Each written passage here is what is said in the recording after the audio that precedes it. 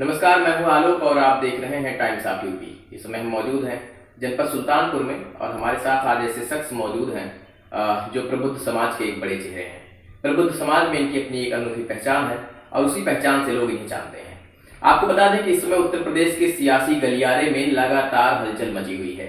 एक तरफ जहां समाजवादी पार्टी के नेता स्वामी प्रसाद मौर्य का बयान लोगों में सियासत का केंद्र बिंदु बन गया, वहीं उनके बयान को अखिलेश यादव का समर्थन कहीं न कहीं और धार देता नजर आ रहा है। ऐसे में हमारे साथ मौजूद हैं प्रबुद्ध समाज पार्टी के राष्ट्रीय अध्यक्ष प्रदीप सरकार जी। उन्हीं से बातचीत करेंगे और जानने की कोशिश करेंगे कि आखिर उनका बयान प्रबुद्ध समाज के लोगों को कितना प्रभावित करता नजर आ रहा है। सबसे पहले आपका स्वागत है। धन्यवाद आलोक। हाल ही में अभी समाजवादी पार्टी के एमएलसी भी हैं और साथ ही साथ नेता भी हैं, बड़े चेहरे हैं। इसके पहले भाजपा में थे स्वामी प्रसाद मौर्य। उन्होंने कहा कि रामचरितमानस को बैन कर देना चाहिए। इस पर आपकी क्या राय है? देखिए, ये सरासर उनकी अज्ञानता का परिचय है।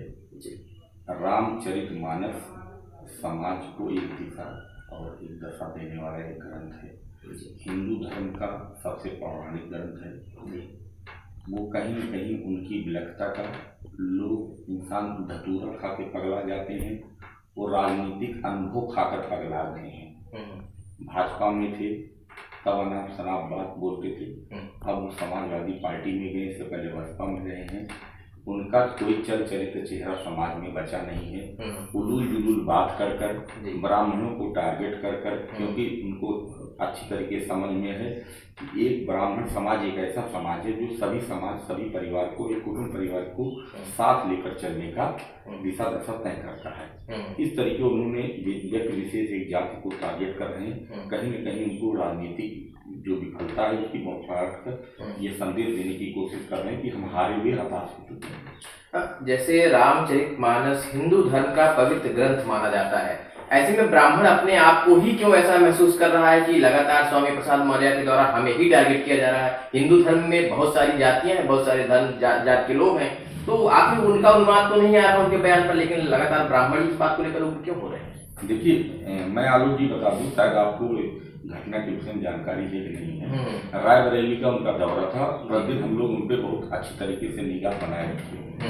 आने वाले समय में उनको मुंहतोड़ जवाब भी दिया जाएगा। ठीक है, मैं आपको बता दूं, रायबरेली का दौरा था, उन्होंने स्पेशली विशेष जात को लेकर टारगेट किया, ब्राह्मण समाज। उनको मूर्ख को ये नहीं पता है, बौखला गए हैं, पागलपन दिवलिया हो गए हैं दिमाग से वो, कि एक ऐसा समाज है जो सतयुग से लेकर सनातन धर्म से चला आ रहा है और सर्व समाज को जोड़ने का काम करता है। आप ब्राह्मण समाज को कैसे उपेक्षित कर सकते हैं? आप किसी मंदिर में जाते हैं, एक ब्राह्मण की वजह से कितने परिवार की रोजी रोटी चलती है। कलावा आप बांधते हैं, कलावा ब्राह्मण बनाता है। खड़ाऊ आप पहनते हैं, खड़ाऊ ब्राह्मण बनाता है। टीका आप लगाते हैं, टीका ब्राह्मण बनाता है। और धोती आप पहनते हैं, धोती ब्राह्मण बनाता है। सद्गुण सब परिवार को सर्वे भौम सुखिना के फार्मूले को काम करता है, वसुदेव कुटुंबकम की परिभाषा पे काम करता है। ब्राह्मण तो वह ब्राह्मण कोई जाति नहीं, ब्राह्मण आने वाले समाज का एक ऐसी धरोहर है जो इस बेरोजगारी में रोजगार दे रहा है। वो बौखला गए हैं, उनके अंदर पागलपन सवार हो गया है। आने वाले समय में यही समाज उनको मुंहतोड़ जवाब देगा। किस मुंह से किस ब्राह्मण के दरवाजे में जाके वोट मांगेंगे? यही वजह थी, उनको ब्राह्मणों ने कुशीनगर में नकार दिया, इसीलिए चौथे नंबर पे आ गई थी। एक चीज और, जैसे अगर आपकी बात को सही मान लिया जाए तो कहीं न कहीं समाजवादी पार्टी के सुप्रीमो और साथ ही साथ उत्तर प्रदेश के पूर्व मुख्यमंत्री अखिलेश यादव जी ने कहीं न कहीं उनके पद को बढ़ाया। तो पद को बढ़ाने के साथ साथ माना जाए कि कहीं न कहीं उनका समर्थन किया। तो एक पूर्व मुख्यमंत्री अगर किसी का समर्थन कर रहा, किसी का पद बढ़ा रहा, तो आखिर उसके बयान को किस प्रकार गलत समझ लिया जाए? देखिए, मैं आदरणीय अखिलेश जी को, क्योंकि 5 साल उत्तर प्रदेश के मुख्यमंत्री रहेंगे, कोई व्यक्ति विशेष में टीका टिप्पणी नहीं करूंगा। उनको भी मैं कहना चाहूँगा, आप हमारे प्रदेश के मुखिया रहे हैं, आप भी अपनी अज्ञानता का परिचय मांगिए। आप 2022 में जिस ब्राह्मण समाज को बाहुबली, कहीं ना कहीं देखिए राजनीतिकरण है। मेरा जो अनुभव कहता है कि 2022 में तमाम प्रदेश के जो उपा वाली स्थिति के संगठन थे, ब्राह्मणों को लेकर तमाम छीटा कसी हुई, भाजपा से तोड़ने की उन्होंने कोशिश किया। मैं किसी पार्टी का समर्थन नहीं कर रहा हूँ, लेकिन 83% 2017 में ब्राह्मणों ने जो सर्वे रिपोर्ट आई, जो राजनीतिक सर्वे कार है उन्होंने निकाल के दिया, 83 से 78% के बीच में ब्राह्मणों ने भारतीय जनता पार्टी को वोट दिया था। आज इतनी उपा वाली स्थिति होने के बावजूद भी 2022 में 87 से 92% वोट भारतीय जनता पार्टी को मिला। ऐसा नहीं है, अखिलेश जी भी प्रबुद्ध हैं, जी भी समझ रहे हैं, क्योंकि उन्होंने दो बैरियर 2 बार ठोकर मारने की कोशिश की, लेकिन ब्रेकर ब्राह्मणों का नहीं टूटा। 2019 का चुनाव और 2022 का। उनको ये पता है कि अगर हम पिछड़ा वर्ग लामबंद कर ले जाएंगे इस तरीके ओछी बात कर हम हमारे साथ समाज ये खड़ा हो जाएगा, तो उनकी कहीं न कहीं ये अज्ञानता का परिचय है। हर समाज जागरूक हो चुका है, सभी समाज सब बराबर हैं। आज ऐसी स्थिति आ गई है, आप हॉस्पिटल में एडमिट हो जाते हैं तो खून वर्ग के आधार पे लेते हैं क्या? उस समय आपको जाति का नहीं समझ में आती कि मैं शूद्र का वोट ले रहा हूँ, बैकवर्ड का वोट ले रहा हूँ, कि सामान्य वर्ग का ले रहा हूँ, पंडित जी का है, ठाकुर जी का, यादव जी का है। तो ऐसी मानसिकता से हटकर उनको उच्च कोट की राजनीति करनी चाहिए, जिससे लोगों के दिलों में राज करे। अगर ऐसी ओछी राजनीति करेंगे तो आज उनके पास जितनी एक बस में सीटें होती, पिछली बार 57 सीटें मिली थी, तो इस बार कहीं न कहीं कुछ न कुछ घटनाक्रम से उनको बढ़ गया है। मुझे उम्मीद है कि यही स्थिति रही, 11 सीटों पर आ जाएंगे, 111 से। आपने कहा कि जब अस्पताल में रक्त लेते हैं, खून लेते हैं किसी का, तो ये नहीं देखते हैं किस जाति और धर्म का है, लेकिन जाति और धर्म के नाम पर ही एक रामचरितमानस में चौपाई है। अक्सर उसी पर लोग बयानबाजी करते हैं, लगातार कहते हैं कि चौपाई भी मैं जिक्र कर दूं कि ढोल गवार शूद्र पसनारी सकल ताड़ना के अधिकारी। इस चौपाई पर आज ही नहीं, सालों से कहीं कहीं द्वंद्व मचा हुआ है। तो कहीं कहीं स्वामी प्रसाद मौर्य का कहना था कि इस चौपाई में ही जातिवादिता है। ऐसे में जो आप कह रहे हैं कि बिना जातिवाद या जातिवादी मैं आपको बता दूं, हम परम पूज्य तुलसीदास जी ने ऐसे ग्रंथ की संरचना की जिसमें सभी जातियों, सभी समाज के सभी छोटे बड़े वर्गों का भी सम्मान दिया है और उन्होंने निखार दिया है। अब आप बहुत अच्छी तरीके देखिए, पंजाब में आप जाएंगे तो तेलुगु बोलते हैं, और आप मुंबई में जाएंगे तेरे को मेरे को भाषा बोली जाती है। आचार्य परम पूज्य तुलसीदास जी जो है महान संत, महान लेखक रहे, उन्होंने जो संरचना किया है, जो रचना उन्होंने संगठित किया रामचरितमानस में, ताड़न का मतलब, मैं आलोक जी आप तो अवध और पूर्वांचल से आते, जैसे अपने सब बचपन में रहे, कहीं एक ताड़े रहा जरा, तो ताड़ने का मतलब होता देखभाल करना। उन मूर्ख लोगों को नहीं पता है कि बुंदेल हर, पहले मैं आप भाषा पे 2 शब्द बोल दूं, हर 200 किलोमीटर पे भाषा परिवर्तित हो जाती है। अभी आप आजमगढ़ चले जाइए तो वहाँ कहीं कहीं का खैला बाबू देखला रहन, तो हर, अब स्वामी प्रसाद मौर्य प्रदेश लेवल के लीडरशिप किए हैं किसी पार्टी में, तो मुझे तो बड़ा दुख हो रहा है उस पार्टी ने इतनी बड़े नेतृत्व का दायित्व इनको कैसे दे दिया मूर्ख आदमी को। अच्छा, एक चीज, एक सवाल, ताड़ना का मतलब होता है कि देखभाल करना। आप देखो, आप खुद अपने हिसाब से लगाइए, बचपन हम लोग सरकार से पढ़े जाते भैया का ताड़े रहा, तो जरा देखा, ताड़ने का मतलब देखभाल करना होगा, ना कि ताड़ने का मतलब होगा दंड देना। स्वामी प्रसाद मौर्य के पद को बढ़ाते वक्त अखिलेश यादव का बयान आया, मीडिया कर्मी से बातचीत करते हुए उन्होंने कहा कि मैंने स्वामी प्रसाद मौर्य जी को कहा है कि आप आगे बढ़ते रहिए और जातिगत जो मतगणना होनी है उस पर काम करते रहिए। उनकी इस बयान का कल कहीं न कहीं भाजपा के जो नेता हैं यानी केशव प्रसाद मौर्य ने भी समर्थन किया है। हाँ, देखिए क्या कहेंगे उस पर? देखिए, केशव प्रसाद मौर्य ने किया है, पिछड़ा वर्ग अच्छे नेता कहे जाते हैं। जातीय जनगणना ठीक है, होना भी चाहिए। मैं जातीय जनगणना का विरोधी नहीं हूँ। मैं भी चाहता हूँ कि जाति, जैसे ब्राह्मणों को आज उत्तर प्रदेश में कोई 3% कहता है, कोई 5%, कभी कभी मीडिया 14% करती है। मैं आलोक जी पूरे प्रदेश का 3 बार भ्रमण कर चुका हूँ, कई पड़ाव में आपसे हमारी मुलाकात भी हुई। आज उत्तर प्रदेश में 18 से 19% ब्राह्मणों की स्थिति है। आज आर्थिक आधार पे इनकी भी गणना होनी चाहिए। मैं तो मान रहा हूँ ब्राह्मणों को होना चाहिए। आप सोचिए, जो देश, समाज, धर्म विश्व की चिंता करता हूँ, आज वो कथा वार्ता में हम आप अपने यहाँ पूजा पाठ कराते हैं, 100 रुपए नहीं दे पाते हैं। आज हर गांव में पुरोहित हैं, उनके परिवार के विषय में कौन सोचेगा।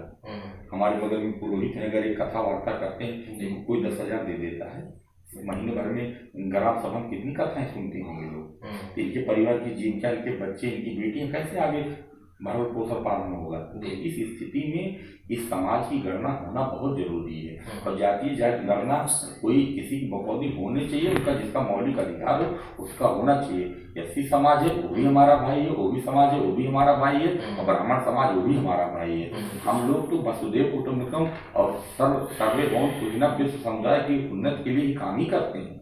मायावती ने इस पूरे बयान के बाद कहा कि भाजपा और सपा कहीं न कहीं एक ही सिक्के के दो पहलू हैं, और उन्होंने कहा कि ये लोग हमेशा लोगों को जातीय भेदभाव, समाज को जातीय भेदभाव में बांटने का काम करते हैं। इस तरीके की बयान जो है मायावती का भी आ रहा है और सक्रिय भी नजर आ रही है। क्या लगा 2024 के चुनाव को लेकर साधना शुरू की है, भाजपा की घेराबंदी चल रही है? ऐसा कुछ नहीं है। मायावती के विषय में क्या बताऊं, देखिए बहुत सीनियर लीडर हैं, अभी तो हम लोग उठते हुए पड़ाव पे चल रहे हैं।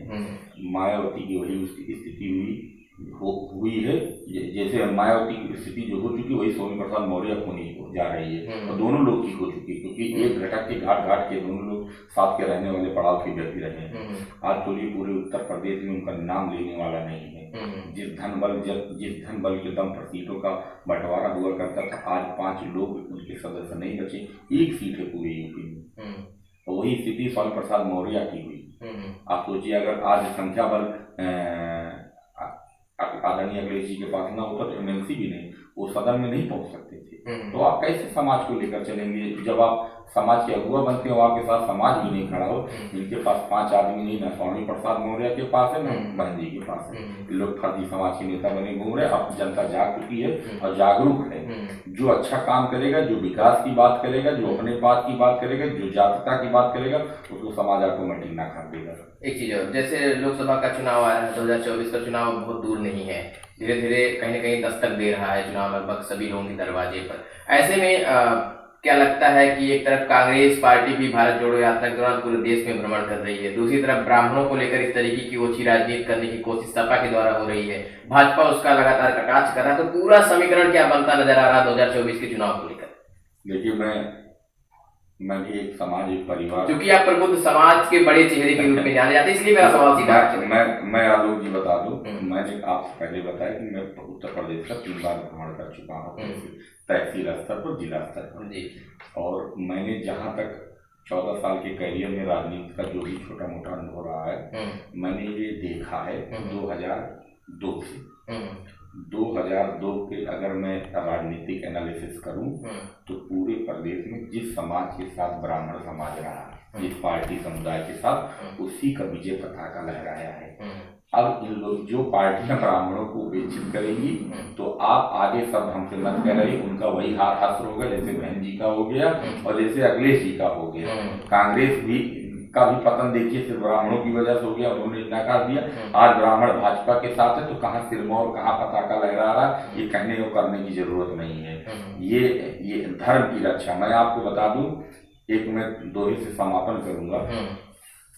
दीपक अगर टूट गया क्या करोगे बाती का, अगर हमारा धर्म खो गया तो क्या करोगे जाति का। तो अगर जहाँ धर्म नहीं होगा, इस्लाम समाज अपने लिए कटिबद्ध है, हम आप जातियों में बिखर कर जो है अपने धर्म को कमजोर कर रहे हैं, हम आप कहाँ जाएंगे, क्या करोगे जाति लेकर। तो इसलिए एक छोटा सा संदेश है, जाति पात भूल कर हम सब एक हों और एक कुटुंब परिवार तरीके अपने, हम सब एक हों, उसमें इस्लाम की धर्म साथ रहे तो क्या दिक्कत होगी। वो भी है, वो भी हमारा परिवार है। अपनी कट्टरता को छोड़ के धर्म का हमारे सम्मान करें, मैं उनके धर्म का सम्मान करूँगा। बिल्कुल। कहीं हम जैन समाज, आप इस्लाम को ही क्यों टारगेट करते हैं, क्योंकि आप मुस्लिम समाज नहीं, आपने ही कहा अभी ना कि इस्लाम कटिबद्ध है। इस्लाम भी, जैसे इस्लाम अपने प्रति कटिबद्ध है, जैन धर्म कटिबद्ध है, क्रिश्चियन अपने लिए कटिबद्ध है, वैसे हमको हिंदू धर्म को भी अपने आप में कटिबद्ध होना चाहिए। जैसे अब देखिए जैन धर्म हमारे हिंदू धर्म को मानता है, सम्मान देता तो मैं उसको सम्मान देता हूँ। क्रिश्चियन अगर हमारे धर्म को मानता है, हमारे धर्म का सम्मान देगा, हमारे ग्रंथ को सम्मान देगा, मैं उसका सम्मान देगा। तमाम मुस्लिम परिवार हैं जो ईद बकरीद हमको निमंत्रित करते हैं, होली दीपावली मेरे यहाँ आते हैं, वो हमारे धर्म का सम्मान करते हैं, मैं उनका सम्मान करता हूँ। तो ये थे हमारे साथ बातचीत करने के लिए प्रदीप मिश्रा सरकार, जिनसे हम बातचीत कर रहे थे। और आपको फिर से बता दें कि इस समय कहीं न कहीं जातिगत और धार्मिक ग्रंथों को लेकर लगातार सूबे में राजनीति की जाती रही है। ये कोई आज का नया मुद्दा नहीं है, सालों का मुद्दा है। फिलहाल इसमें प्रबुद्ध समाज के एक बड़े चेहरे के रूप में इन्होंने प्रबुद्ध समाज को जो रिप्रेजेंट किया है आपके सामने, उस पर आपकी क्या राय है हमें कमेंट करके जरूर बताइएगा। और आने वाला वक्त बताएगा कि 2024 में आखिर स्वामी प्रसाद मौर्य द्वारा ये मुद्दा जो उठाया गया है समाजवादी पार्टी को कितना लाभ पहुंचाएगा। कैमरा पर्सन ब्रिजेश के साथ Alok Dubey, Times of UP, Sultanpur.